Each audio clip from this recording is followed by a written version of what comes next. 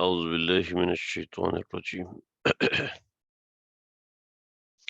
بسم اللہ الرحمن الرحیم الف لام میم صاد کتاب انزل الیک فلا یکن فی صدرک حرج منہ لتنذر به وذکرى للمؤمنین صدق اللہ العظیم۔ سورۃ الاعراف شروع ہو رہی ہے، آیت نمبر 1، آیت نمبر 2، آیت نمبر 3، انشاءاللہ ہم ان کو دیکھیں گے۔ سمجھیں مضمون کو، سمجھیں کہ مضمون مضامین کتنے اہم ہیں۔ ابتداً آیت نمبر 1 سے لے کر آیت نمبر 9 تک پہلا مضمون ہے۔ دیکھیے، یہ جو میں نے مضمون کی ترتیب بیان کی ہے، یہ جو مضمون ہے، یہ مضمون کی ترتیب ایسا نہیں ہے کہ ایسی ہی ہے، بلکہ سمجھنے کے لیے اپنی تسلی کے لیے ہم نے اس صورت کے یہ حصے کیے ہیں، ٹھیک ہے۔ اس میں ہرگز یہ نہیں ہے کہ یہ قرآن مجید کے حصے اس طریقے سے ہیں، کیونکہ علامہ ابن کثیر نے کسی اور طریقے سے کیے ہیں، مدارک کھولیں گے انہوں نے کسی اور طریقے سے کیے، قرطبی کھولیں گے انہوں نے کسی اور طریقے سے کیے، روح المعانی کو کھولیں گے انہوں نے کسی اور طریقے سے کیے، بیان القرآن کو کھولیں گے انہوں نے کسی اور طریقے سے کیے، یعنی آیات کو اپنی فہم اور سمجھ کے اعتبار سے سیٹ بائی سیٹ بنا دیا۔ آپ معارف القرآن کو کھول کے دیکھ لیں یا بیان القرآن کو کھول کے دیکھیں، اور بیان القرآن کو دیکھیں گے تو آپ کو اس میں کسی اور طریقے سے تقسیم نظر آئے گی کہ انہوں نے اس کو کسی اور طریقے سے ڈسٹریبیوٹ کیا ہے، حصے بنے ہیں سمجھنے کے لیے، اپنی سمجھ اور اپنی فہم یا اپنے ناظرین کی سمجھ اور ان کی فہم کے اعتبار سے، ان کو سمجھانے کے اعتبار سے، سمجھنے کے اعتبار سے اس کے کچھ حصے بنائے ہیں۔ چنانچہ سورۃ الاعراف کا جو ہے نا، وہ جیسے حضرت تھانوی رحمۃ اللہ علیہ انہوں نے پہلا جو عنوان دیا ہے، وہ پہلا عنوان دیا ہے حقیقت و وجوب اتباع قرآن مجید، حقیقت اور وجوب اتباع قرآن مجید۔ اب وہ عنوان دیکھا جائے تو وہ ان آیات پر اپنے طریقے سے فٹا ہے کہ حقیقت و وجوب اتباع قرآن مجید، یعنی قرآن مجید کے اتباع کی حقیقت کیا ہے، یہ آیات اور طریقے سے سمجھ میں آئے گا۔ ہم نے یہاں پہ جو عنوان دیا وہ تسلی برائے رسالت کے دیا ہے، اس لیے کہ تسلی برائے رسالت قرآن مجید کا ایک بہت ہی بڑا مضمون ہے اور کافی تفصیلی مضمون ہے۔ تو اسی طریقے سے معرف القرآن نے کسی اور طریقے سے سمجھایا ہوا ہے، معرف القرآن کا اندھیلوی نے کسی اور طریقے سے سمجھایا ہوا ہے۔ اب مظہری کو دیکھ لیں، ٹھیک ہے، مظہری والوں نے کسی اور طریقے سے تقسیم کی ہے، مدارک نے کسی اور طریقے سے کی ہے، در منصور نے کسی اور طریقے سے کی ہے۔ تو مطلب یہ ہے کہ یہ سب چیزیں وہ ہیں جو انسان اپنی فہم اور سمجھ کے حساب سے کرتا ہے، اپنے سمجھنے کے اعتبار سے کرتا ہے۔ لہٰذا اس ترتیب کو کوئی یہ نہ سمجھے کہ یہ قرآن مجید کے اوپر جو ہے وہ اضافہ ہے، بلکہ یہ قرآن مجید کو سمجھنے کے لیے ایک حاشیہ سمجھ لیں، یعنی قرآن مجید کو سمجھنے کے لیے ایک سائیڈ لائن سمجھ لیں کہ ہم نے ایک آؤٹ لائن بنائی ہے اپنے حساب سے، اپنے سمجھنے کے لیے۔ جیسے ایک بچہ ہے وہ 15 لائن والے قرآن مجید پہ پڑھتا ہے، اسی طریقے سے ایک بچہ ہے وہ 10 لائنوں والے قرآن مجید 17 لائنوں والے قرآن مجید پہ پڑھتا ہے، کچھ بچے ہیں وہ 16 لائنوں والے قرآن مجید پہ پڑھتے ہیں۔ تو اب آسمان سے کون سا قرآن اترا ہے؟ جی آسمان سے قرآن اترا ہے، ٹھیک ہے، 15 لائنیں 16 لائنیں نہیں اتری ہیں، لیکن 15 لائنیں 16 لائنیں ہم نے اپنے حساب سے کی ہیں۔ لیکن جیسے ہمارے پاس یہ قرآن مجید ہے نا، آپ دیکھیں اس میں یہ 15 لائن والا قرآن مجید ہے، ٹھیک ہے، اس میں آپ دیکھیں کہ 15 لائن والے قرآن مجید کے اندر ہر صفحے کے آخر میں جو ہے وہ آیت ختم ہو رہی ہے، اور آپ کے پاس 16 لائن والا قرآن مجید ہو، ٹھیک ہے، تو اس میں ہر صفحے کے آخر میں ایک لائن ختم نہیں ہو رہی، ایک آیت ختم نہیں ہو رہی، دیکھیں ہر صفحے کے آخر میں ایک یہ دیکھیں آیت ختم ہو رہی ہے۔ چلیں ہم رینڈملی کوئی صفحہ اٹھاتے ہیں، رینڈملی ہم نے یہ صفحہ اٹھایا، دیکھیں یہ صفحہ، یہ ہمارے پاس جو قرآن مجید ہے اس میں ہر صفحے کے اینڈ میں آیت مکمل ہو رہی ہے. دیکھیں یہ ہر صفحے کے آخر میں ایک لائن مکمل، یہ 15 لائن والا قرآن مجید ہے، اس میں یہ سسٹم ہے. تو اسی طریقے سے 16 لائن والا قرآن مجید، اس میں یہ سسٹم نہیں، اس میں ہر صفحے کے آخر میں ایک آیت ختم نہیں ہو رہی.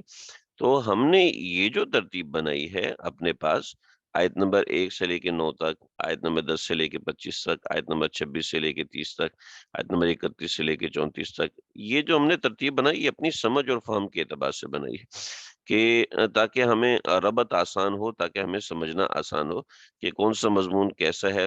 تو ہم نے مضامین کو تقسیم کیا، جیسے آیت نمبر 1 سے لے کے آیت نمبر 9 تک. اس آیت نمبر 1 سے لے کے آیت نمبر 9 تک جو ہے وہ اللہ رب العزت نے جو باتیں ارشاد فرمائے وہ بنیادی طور پہ یہ 3 باتیں. ٹھیک ہے، اب ہم انشاءاللہ ترجمے کی طرف آئیں گے. اس ترجمے میں گھبرانے کی کوئی بات نہیں، لیکن اب میں بنیادی طور پہ اتنی سی بات عرض کرنا چاہتا ہوں کہ جو ہے وہ اس میں سمجھا جائے. ٹھیک ہے جی. تو یہ مضمون ہو گیا. پہلا مضمون تسلی برائے رسالت کا، اور دوسرا مضمون قریش کو تنبیہ کا، تیسرا مضمون قیامت کی تخفیف کا. ٹھیک ہے، انشاءاللہ اس کو ہم انشاءاللہ اللہ نے ہمت زندگی دی تو کل دیکھیں گے. تو سب سے پہلے الف لام میم صاد. الف لام میم صاد یہ جو ہیں یہ حروف مقطعات ہیں، اور حروف مقطعات جو ہوتے ہیں اس کا علم صرف اللہ رب العزت کو ہے. حروف مقطعات یعنی حروف مقطعات کا مطلب ہے قطع کیے ہوئے حروف. قطع مطلب ٹوٹے ہوئے. الف الگ ہے، لام الگ ہے، میم الگ ہے، اور صاد الگ ہے. ٹھیک ہے، اصل میں یہاں پر 2 الف لام ہیں، الف لام میم میم صاد. ٹھیک ہے، لیکن ہم ان کو عام طور پہ یہ 4 لفظ ہی بولتے ہیں. تو الف لام میم. اب اس پہ مد کیوں آ رہی ہے؟ مد آنے کا کوئی اصول نہیں سمجھ میں آ رہا. اس کے اوپر مد کیوں آ رہی ہے، اس کے اوپر مد کیوں آ رہی ہے، کوئی اصول سمجھ میں نہیں آ رہا. کہ حالانکہ مد کی 2 قسمیں، مد متصل، مد منفصل. تو مد متصل بھی نہیں ہے، مد منفصل بھی نہیں ہے، تو پھر یہاں پر کیوں آ رہی ہے مد جناب؟ اس لیے کہ آپ صلی اللہ علیہ وسلم سے ایسے ہی پڑھنا ثابت ہے. جب آپ صلی اللہ علیہ وسلم سے ایسے ہی پڑھنا ثابت ہے تو ہم اس میں اضافہ اپنی طرف سے نہیں کر سکتے.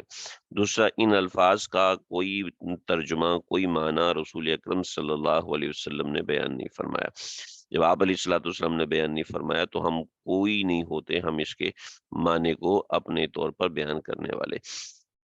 لہٰذا جس نے بھی بیان کیا ہے وہ انتہائی غلط کیا. چنانچہ کچھ لوگوں نے ایسے معنی بیان کیے ہیں جو عام طور پہ کہتے ہو واقعی یار یہ تو بات ہے، حالانکہ وہ اضافہ فی الشریعہ ہے اور وہ کہنے کو بڑا اچھا لگے گا. جیسے بطور مثال میں آپ کو کہتا ہوں کہ اس کا کیا معنی ہے، اس کا یہ معنی ہے کہ یہ کچھ بے معنی قسم کے الفاظ کلام عرب میں بولے جاتے تھے.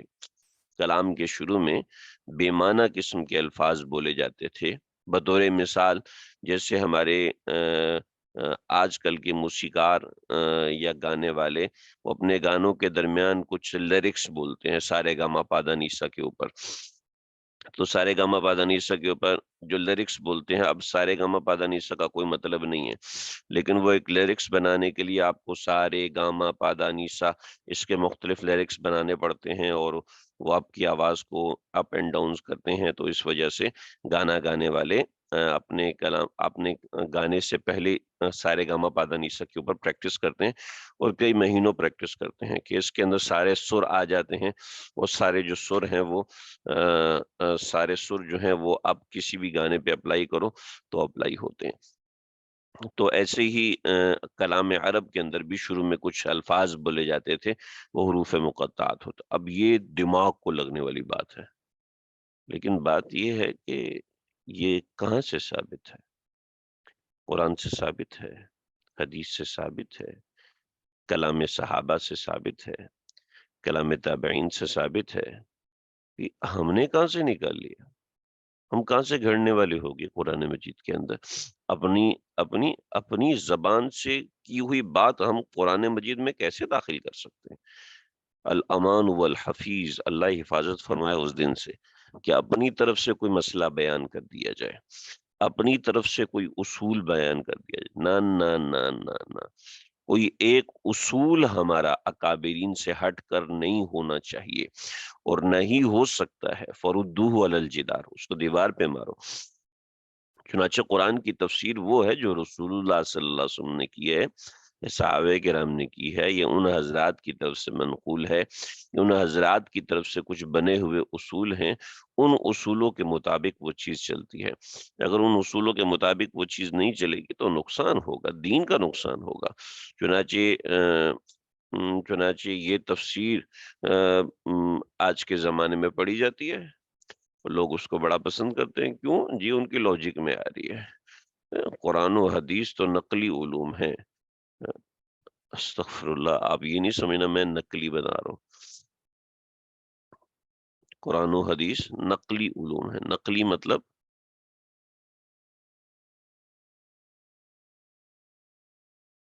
ایک منٹ،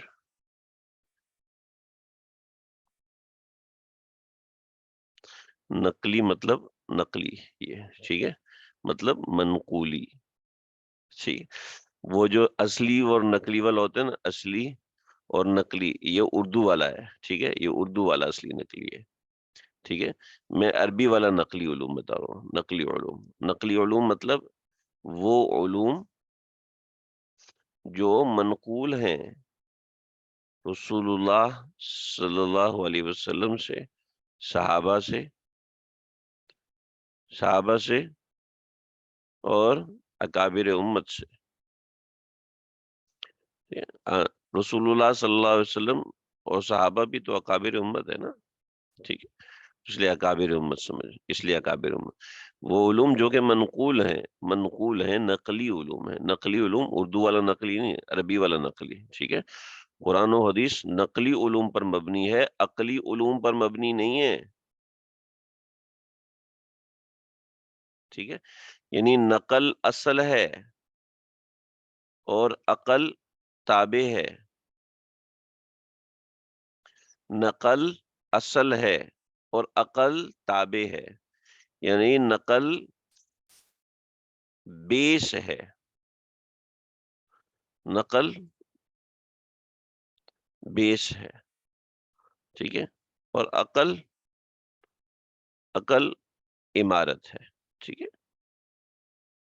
یہ نقل بیس ہے، بیس کے بغیر عمارت نہیں بن سکتی، ٹھیک ہے۔ ہمارے ہاں عقل کو بیس بنایا جاتا ہے، عقل کی بنیاد پر معاملات ہوتے ہیں، ٹھیک ہے جی، عقل کی بنیاد پر چیزیں سمجھنے کی کوشش کی جاتی ہے، حالانکہ عقل اصل نہیں ہے۔ عقل تو تابع ہے، عقل تو فرع ہے، عقل تو پیچھے چلنے والی ہے نقل کے۔ چنانچہ جس کی عقل نقل کے پیچھے نہیں چل رہی، سمجھ لے وہ غلطی کرے گا۔ بہت اہم بات ہے اور بڑی ضروری بات ہے، اس کو سمجھنا چاہیے۔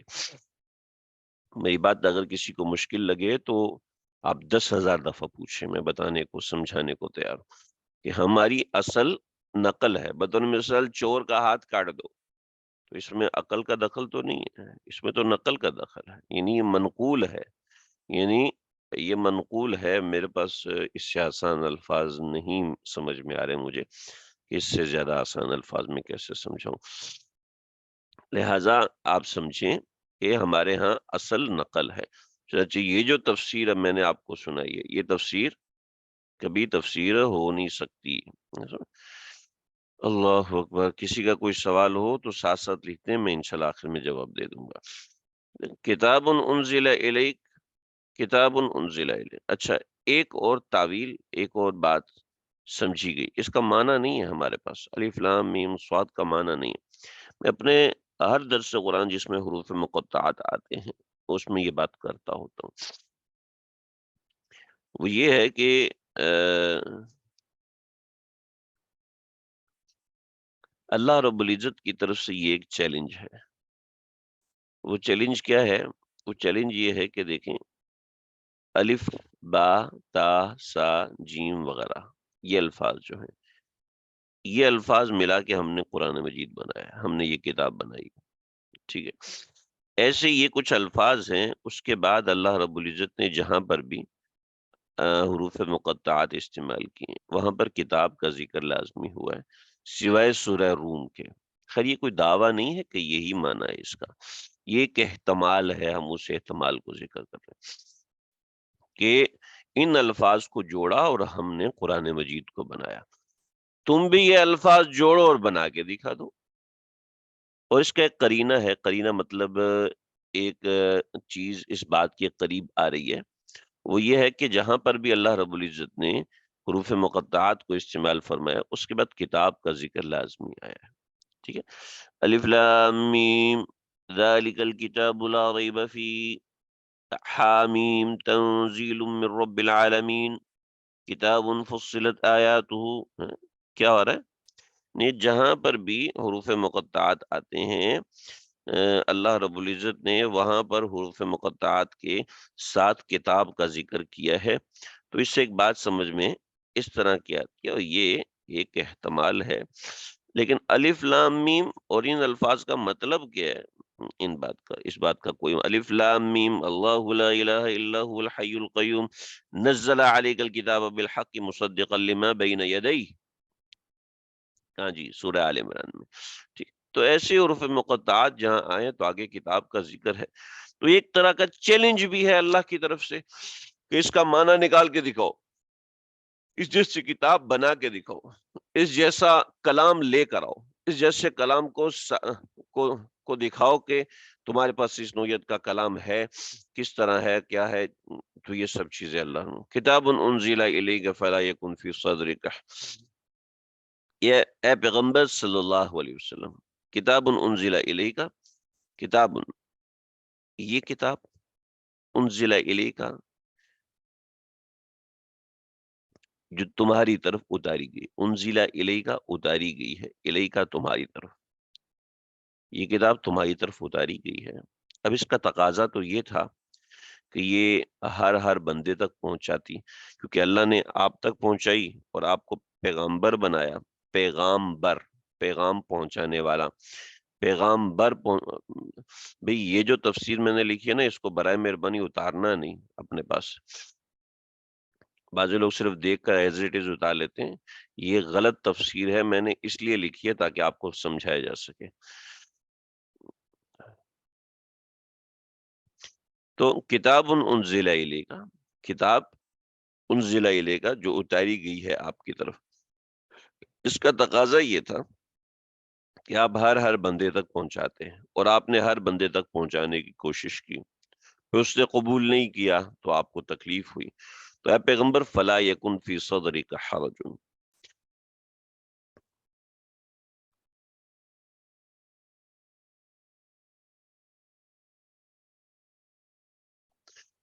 فلا یکن نہیں ہونی چاہیے، فی میں صدری کا آپ کے دل میں، فلا یکن فی صدری کا آپ کے دل میں نہیں ہونی چاہیے، حرجن کوئی پریشانی، منہ اس کلام کی وجہ سے،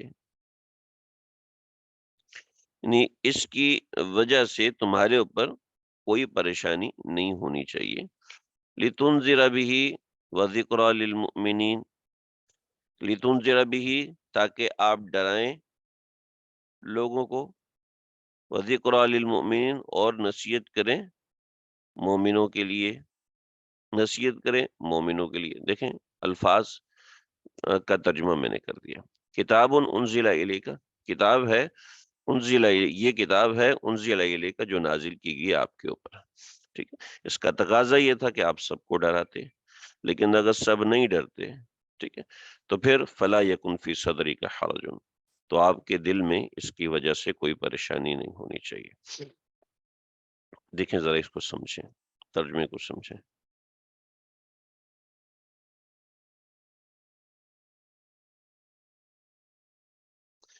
دیکھیے جی، یہاں سے ہم الفاظ کو تھوڑا توڑیں گے سمجھنے کے لیے۔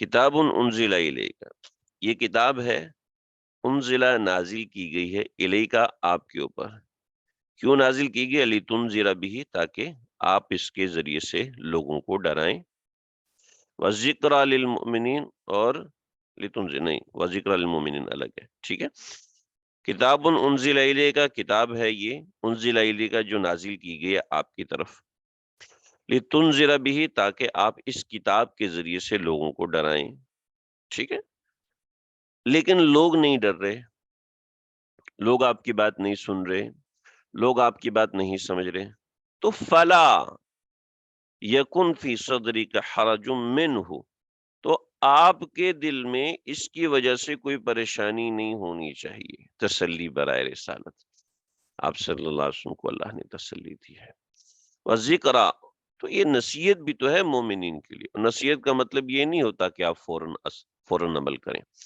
آج میں نے بیان سنا، آج ہی میرا سارے بیان پہ عمل ہو، نہیں نہیں نہیں نہیں نہیں، کوئی گھبرانے کی بات نہیں، آج میں نے درس قرآن سنا، میرا 100% آج ہی عمل ہونا چاہیے، ایسا ہو نہیں سکتا، ہو سکتا ہے بیان کرنے والے کا بھی 100% عمل نہ ہو، ٹھیک ہے نا، یہ انسان ہے اور انسان کمزور ہے، وہ ذکر نصیحت ہے، نصیحت کا مطلب یہ ہے کہ نصیحت آہستہ آہستہ آہستہ آہستہ قلب میں اترتی ہے، آہستہ آہستہ نصیحت دل پہ اثر کرتی ہے، آہستہ آہستہ نصیحت کا عمل ظاہر ہوتا ہے، نصیحت پانی کی طرح ہوتی ہے، جیسے پانی کسی زمین کے نیچے ہو تو وہ آہستہ آہستہ زمین کو گیلا کرتا ہے، ایسا نہیں کہ سیلاب آ جاتا ہے، ایسا نہیں کہ زمین میں جب پانی زمین کے اندر ہوتا ہے تو زمین کی مٹی نم رہتی ہے، وہ گیلی رہتی ہے، اس کا اثر اس کے اوپر ہوتا رہتا ہے، ٹھیک ہے نا جی،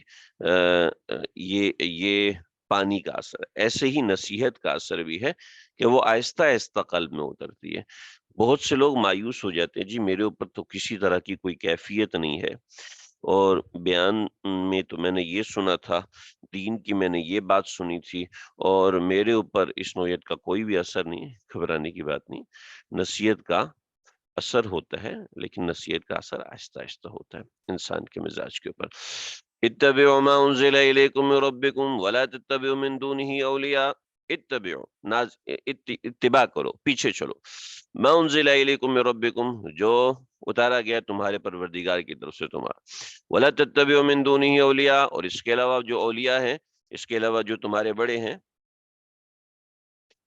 ان کے پیچھے مت چلو، من دونه اللہ کو چھوڑ کر، ولا تتبعوا پیچھے مت چلو، من دونه اللہ کو چھوڑ کر، اولیاء کے، قلیلا ما تذکرون، تم میں سے بہت تھوڑے ہیں جو نصیحت حاصل کرتے ہیں، سبحان اللہ، بات بڑی زبردست کی ہے، دیکھیں جی، آج کل کے جو نام نہاد مفسرین ہوتے ہیں، یہ میں نے ایک تفسیر اس میں سے جو نام نہاد مفسرین ہیں، میں نے ان میں سے ایک تفسیر نکال کے آپ کے سامنے رکھی ہے، دیکھیں کس طریقے سے امت کو گمراہ کرنے کی پوری کوشش ہے، یہ کسی قادیانی کی تفسیر نہیں ہے، کسی شیعہ کی تفسیر نہیں ہے، کیا ہے، دیکھیں اس آیت میں امت کو صرف اللہ کی طرف سے نازل کردہ احکامات کی پیروی کا، اور اس کے علاوہ کسی بھی دوسرے کی پیروی نہ کرنے کا حکم ہے، کیونکہ اللہ کے نازل کردہ کے سوا کسی بھی دوسرے کی پیروی کرنا اللہ کے مقابلے میں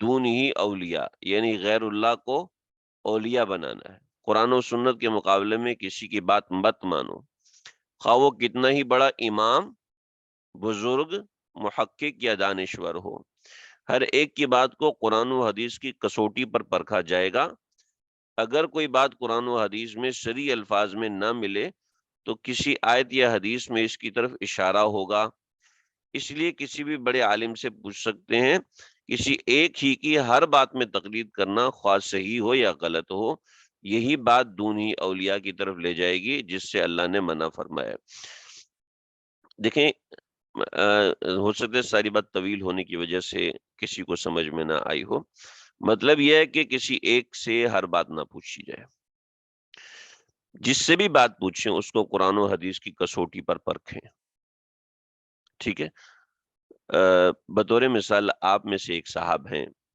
جن کا نام بطور مثال خالد بھائی ہے، خالد بھائی کو میں ایک بات بتاتا ہوں کہ بھئی یہ مسئلہ اس طرح ہے، دیکھیں آپ ماشاءاللہ ہمارے شرعی مسائل کے گروپ میں بھی ہیں، آپ سب لوگ تقریباً ہیں، آپ اگر مجھ سے کوئی مسئلہ پوچھتے اور میں آپ کو بتاتا ہوں، ٹھیک ہے، آپ اس کو قرآن میں کہاں تلاش کریں گے؟ آپ اس کو احادیث میں کہاں تلاش کریں گے؟ آپ بتائیں. حالانکہ ہم میں سے اکثر ایسے ہیں جن کو قرآن نہیں پڑھنا آتا، کو قرآن صحیح سے پڑھنا نہیں آتا، جن کو قرآن مجید کا ترجمہ نہیں آتا، جن کو قرآن مجید کی تفاسیر سے کوئی معرفت نہیں ہے، قرآن مجید کی اصطلاحات سے، ٹرمینالوجی آف قرآن مجید سے کوئی بھی واقف نہیں ہے.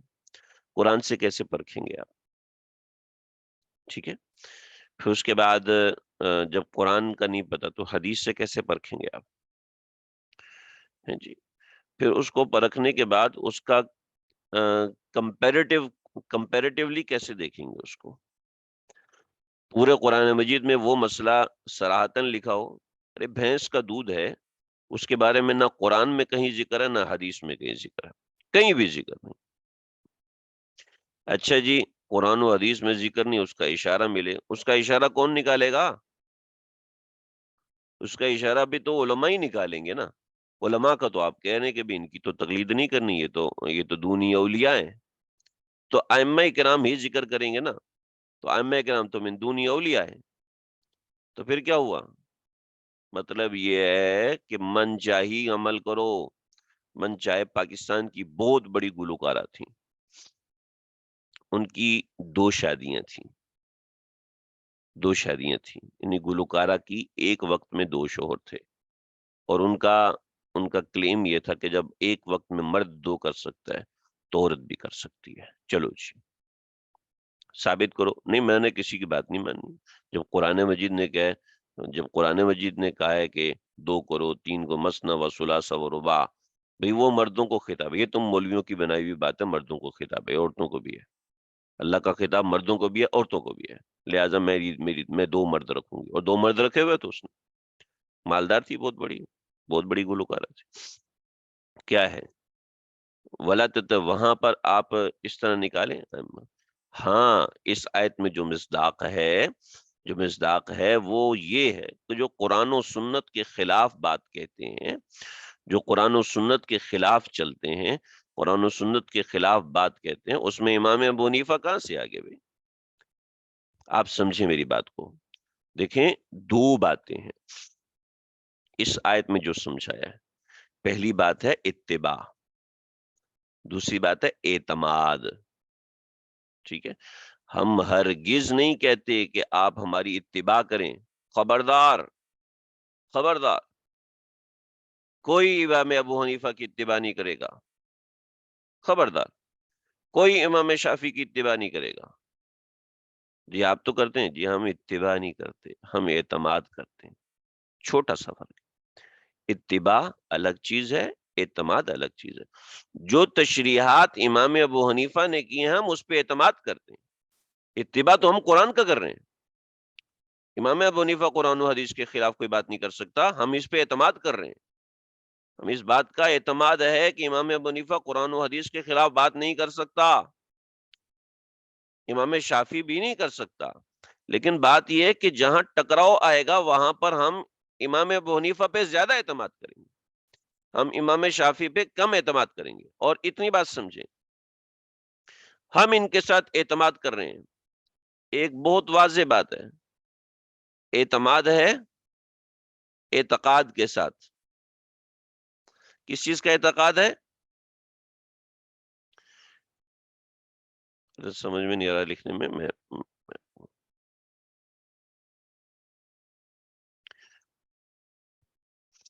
اعتماد ہے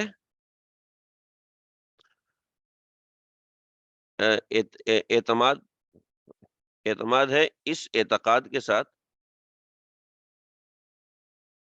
ساتھ کہ امام ابو حنیفہ غلط ہو سکتے ہیں اور امام شافعی ٹھیک ہو سکتے ہیں.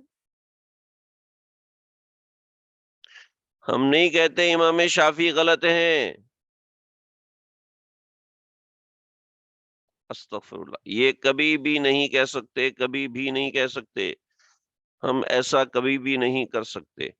ہاں، امام ابو حنیفہ کا اعتماد ہے، امام ابو حنیفہ پہ اعتماد ہے کہ امام ابو حنیفہ بھی غلط ہو سکتے ہیں، امام شافعی ٹھیک ہو سکتے ہیں، امام شافعی غلط ہیں، نہ نہ نہ نہ، ایسا کوئی اعتقاد نہیں ہے ہمارا، کوئی اعتقاد نہیں ہے ہمارا، ٹھیک ہے؟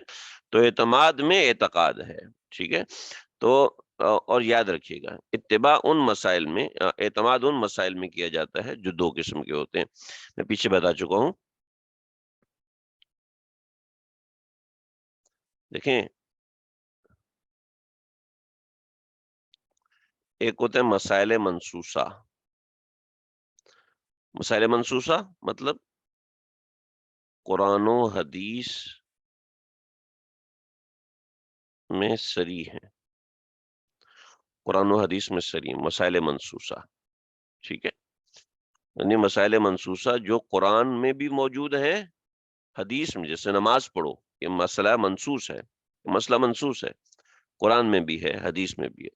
لہٰذا ہم آپ کو نہیں کہتے کہ امام ابو حنیفہ کہتے ہیں نماز پڑھو، ہم کہتے ہیں قرآن میں ہے نماز پڑھو، ہم کہتے ہیں حدیث میں ہے نماز پڑھو۔ ایک ہے مسائل منسوسہ، ٹھیک ہے؟ دوسرے مسائل ہیں غیر منسوسہ، جن کا ذکر قرآن و حدیث میں نہیں ہے، نہیں ہے بھائی، ٹھیک ہے؟ اب قرآن و حدیث میں مسئلے کا ذکر نہیں، ایسا کیسے ہو سکتا ہے؟ جی ایسا ہے، آج کی نیٹ ورک مارکیٹنگ، اس کا ذکر قرآن میں کہاں ہے؟ امیزون کے اوپر آپ نے خریداری کرنی ہے، اسپیسیفک خریداری، آپ اپنے گھر بیٹھے خریداری کر رہے ہیں، کہاں ہے قرآن مجید میں؟ غیر منسوسہ، بھینس کا دودھ پینا جائز ہے ناجائز ہے، کہاں ہے قرآن مجید میں؟ نہیں ہے قرآن مجید میں، ٹھیک؟ تو جب یہ اس نوعیت کے مسائل ہیں، اس نوعیت کے مسائل میں آپ کیا کریں گے؟ ہیں جی، آپ کو کسی کی بات ماننی پڑے گی، کسی پہ اعتماد کرنا پڑے گا جو قرآن و حدیث سے نکات نکالے اور قرآن و حدیث کے نکات سے ان مسائل کا فیصلہ کرے، ٹھیک ہے جی؟ اب اتنا سمجھ لیں۔ تیسرے قسم کے مسائل ہیں جو کہ قرآن و حدیث میں ہیں مگر متعارض ہیں، ٹھیک ہے؟ مسائل متعارضہ، ٹھیک ہے؟ قرآن و حدیث میں ہیں مگر متعارض ہیں، مثلا ایک حدیث میں آتا ہے کہ رفع الیدین کرو، ایک حدیث میں آتا ہے نہ کرو، ایک حدیث میں آتا ہے یہ کام اس طرح ہوگا، دوسری حدیث میں آتا ہے یہ کام اس طرح نہیں ہوگا، ایک حدیث میں آتا ہے کہ آگ پہ پکی ہوئی چیز کھانے سے وضو ٹوٹ جاتا ہے، دوسری حدیث میں آتا ہے کہ نہیں ٹوٹتا ہے، جی؟ اب کیا کرنا ہے؟ اب یہ مسائل متعارض ہیں، اب اس میں اعتماد کرنا ہے آپ، ٹھیک ہے جی؟ یہ بنیادی طور پہ تین چیزیں ہیں، ایک اور چیز ہے مجھے اس وقت ذہن میں نہیں آ رہی، خیر۔ تو یہ بنیاد، اب ان چیزوں میں کیا آپ کیسے آگے بڑھیں گے؟ ہیں جی؟ جو سری مسئلہ ہے اس میں تو ہم کبھی بھی نہیں کہیں گے، لیکن جو مسئلہ غیر منسوس ہے اس کے اندر کیا ہوگا؟ جو مسئلہ متعارض فی ہے، ایک حدیث میں ایسے دوسری حدیث میں ایسے، کیا کریں گے؟ بہت سی معاملات ہیں، تو ان معاملات میں اعتماد ہوتا ہے۔ لہٰذا اس نوعیت کی تفسیریں جو ہیں، اس نوعیت کی تفسیریں بالکل یہ جو ہے، جو کہتے ہیں بالکل بے بنیاد ہوتی، کوئی بنیاد نہیں اس نوعیت کی تفاسیر کی، کہ لہٰذا آپ اس کو نقل مت کیجیے گا، بس صرف سمجھانے کے لیے میں نے اس کو ذکر کیا۔ قلیل ما تذکرون، بہت کم تم میں سے ایسے ہیں جو نصیحت حاصل کرتے ہیں۔ خیر، آیت نمبر 3 تک ہو گیا، بس ہم یہیں تک رکھیں گے، امید ہے بات آپ کو سمجھ میں آ گئی ہوگی۔ مسائل متعارضہ دوبارہ سمجھا دیں جی، بہت اچھا ماشاءاللہ سوال کیا۔ مسائل متعارضہ کا مطلب یہ ہے، ایک حدیث میں آتا ہے، حضرت ابن عمر رضی اللہ تعالیٰ عنہ نے، حضرت ابن عمر سے منقول ہے، ٹھیک ہے؟ حضرت ابن عمر رضی اللہ تعالیٰ عنہ نے نماز پڑھی اور رکوع میں گئے تو رفع الیدین کیا، یعنی جیسے ہم اللہ اکبر کہتے ہوئے ہاتھ اٹھاتے ہیں تو ایسے رکوع میں جاتے وقت بھی ہاتھ اٹھائے، جیسے کہ غیر مقلدین پڑھ رہے ہوتے ہیں آج کل۔ پھر سجدے میں گئے تو بھی رفع الیدین کیا، غیر مقلدین رفع الیدین سجدے میں نہیں کرتے، اپنی کوئی اسپیسیفیکیشن ہے، ٹھیک ہے؟ حضرت ابن عمر نے رکوع میں بھی رفع الیدین کیا، سجدے میں بھی رفع الیدین کیا، رکوع کی روایت بخاری کی ہے، سجدے کی روایت ابن ماجہ کی ہے، ٹھیک ہے؟ ابن عمر کی یہ روایت ہے۔ ابن مسعود رضی اللہ تعالیٰ عنہ یہ فرما رہے ہیں، آپ صلی اللہ علیہ وسلم جب نماز لم یرفع الیدین الا اول مرتين، کہ آپ صلی اللہ علیہ وسلم صرف پہلی دفعہ میں رفع الیدین کرتے تھے، ابن عمر فرماتے ہیں کہ 6 مقامات پہ کرتے تھے، ٹھیک ہے۔ اب اب امام شافعی رحمۃ اللہ علیہ ابن عمر کی بات کو لیتے ہیں، اور ابن مسعود رحمۃ اللہ علیہ امام ابو حنیفہ ابن مسعود کی روایت کو لیتے ہیں۔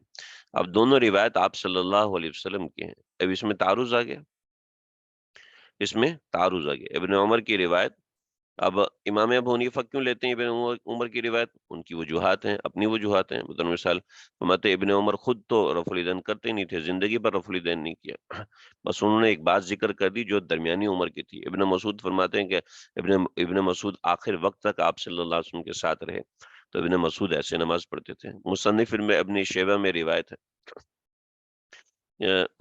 کچھ روایت مرسل ہیں کہ خاتون جو ہے وہ زمین کے ساتھ چپک کر نماز پڑھے، یعنی بالکل زمین سے چپک کے سجدہ کرے، اپنے جسم کو پورا بند کر کے، یعنی ٹانگیں پھیلا کے نہ کھڑی ہو بلکہ ٹانگیں جوڑ کے کھڑی ہو، ٹھیک ہے۔ اسی طریقے سے دوپٹے کے اندر اپنا ہاتھ باہر نہ نکالے، یہ روایات ہیں۔ اور دوسری روایت ہے کہ سلو کما رأیتمونی اصلی، جیسے میں نماز پڑھتا ہوں ویسے نماز پڑھو۔ امام شافعی کہتے ہیں وہ مردوں کے لیے بھی عورتوں کے لیے بھی ہے، ہم کہتے ہیں نہیں وہ عورتوں کے لیے ہو نہیں سکتی، اس لیے کہ معاشرہ صدیقہ کی نماز اس طرح کی۔ تو یہ دو قسم کے مسائل ہو گئے، ایک مسئلے میں ایک بات آ رہی ہے، ایک حدیث میں ایک بات آ رہی ہے، دوسری حدیث میں دوسری بات آ رہی ہے، ٹھیک ہے۔ دونوں میں ایک دوسرے کے برخلاف بات آ رہی ہے۔ جب دونوں میں ایک دوسرے کے برخلاف بات آ رہی ہے تو اب کیا ہوگا؟ اب یہ ہوگا کہ ہم کس کی بات کو لیں گے؟ ایک ہی وقت میں امام شافعی کی بات کو نہیں لے سکتے، ایک وقت میں امام ابو حنیفہ کی بات کو، یعنی ایک وقت میں دونوں کی باتیں نہیں لی جا سکتی، ممکن نہیں۔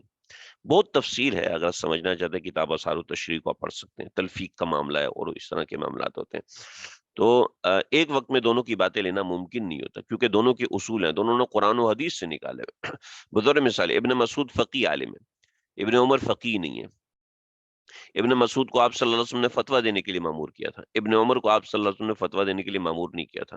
چنانچہ ابن مسعود کی باتوں کی بنیاد اور ہوتی ہے، ابن عمر کی باتوں کی بنیاد اور ہوتی ہے، ٹھیک ہے۔ اس طرح دونوں کی حدیثوں کی بنیاد بھی اور ہوتی ہے، دونوں کے معاملات اور عبادات کی بنیاد بھی اور ہوتی ہے۔ تو اب ہم دیکھیں گے کہ کس کے اوپر آپ صلی اللہ علیہ وسلم کا اعتماد زیادہ ہے، ٹھیک ہے، ہم اس کے مطابق چلیں گے۔ تو ایسے مسائل کو کہتے ہیں مسائل متعارضہ، ایسے مسائل کو مسائل متعارضہ کہتے ہیں، ٹھیک ہے، مسائل متعارضہ، ٹھیک ہے۔ اب ان مسائل متعارضہ میں ہم نے کسی ایک کی بات کے اوپر اعتماد زیادہ کرنا ہے، ٹھیک ہے۔ اتباع وہاں پر بھی نبی اکرم صلی اللہ علیہ وسلم کی ہے، ٹھیک ہے۔ البتہ ہم اعتماد کریں گے امام ابو حنیفہ کے اوپر، جس کو اعتماد امام شافعی پر ہے وہ امام شافعی پہ اعتماد کرے گا، ٹھیک ہے۔ البتہ یہ ہے کہ انہی کے اصول کے مطابق چلنا ہوگا، پھر دوسرے کے اصول کے مطابق نہ چلے۔ تو یہ بات ہے۔ کوئی اور سوال ہو، اگر یہ نہ سمجھ میں آئے تو دوبارہ پوچھ سکتے ہیں، گروپ میں بھی بات کر پوچھ سکتے ہیں آپ، الگ مجھے ان باکس کر سکتے ہیں اگر بات سمجھ میں نہ آئی ہو۔ خل کوئی ٹائپنگ نہیں کر رہا تو اس کا مطلب ہے بات مکمل ہوگی۔ اللہ تعالیٰ سمجھنے کی توفیق عطا فرمائے۔ السلام علیکم ورحمۃ اللہ وبرکاتہ۔ بہشتی زیور ہم تھوڑی دیر میں شروع کر رہے ہیں۔